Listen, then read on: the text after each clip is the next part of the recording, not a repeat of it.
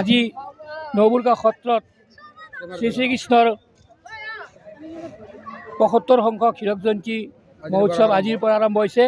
আজি এই অনুষ্ঠানৰ আৰম্ভণিৰ পৰাই ৰাতিপুৱা প্ৰভাত ফেৰীৰে এই অনুষ্ঠান আৰম্ভ কৰা হৈছে আৰু ৭৫খন পতাকাৰে আমাৰ স্থানীয় বিধায়ক তথা আমাৰ এই ভাৰতীয় জনতা পাৰ্টীৰ অসম প্ৰদেশৰ সভাপতি মাননীয় ভৱেশ কলিতাদেৱে মুখ্য পতাকা উত্তোলন কৰিছে আৰু এই ৭৫খন পতাকা আমাৰ ওচৰ পাজৰৰ নবুৰ্গা সত্ৰৰ প্ৰাক্তন সভাপতি দেউল মহোৎসৱ সম্পাদক আৰু নবুৰ্গা সত্ৰ গাঁও উন্নয়ন সমিতিৰ প্ৰাক্তন আৰু বিষয়ববীয়াসকলে তাৰ লগতে পুৰাণমুখা সত্ৰ ক্ষুদ্ৰডিমু আমি এই উৎসৱৰ লগত আমাৰ ফাকু খেলিব লাগে। ফাকু খেলা ফাকু হ'ল এটা গছৰ গুটিৰ পৰা ফাকু তৈয়াৰ কৰা হয়। ফাকুৰ ঔষধি এটা গুণ সম্পন্ন ফাকুৱা 5 দিনীয়াকৈ ইয়াত উৎপন্ন কৰা হয় আৰু এই ফাকু যদি আমি আমাৰ যিটো আচল ফাকুৱা সেই ফাকুৱাটোৱে আমাৰ চৰ্মৰ ৰোগকে আদি কৰি বসন্ত ৰোগকে আদি কৰি বিভিন্ন ৰোগৰ পৰা হোলী গীত আছে আমাৰ, কিন্তু হোলী গীত আমাৰ বৰপেটা সত্ৰই হোলী গীতৰ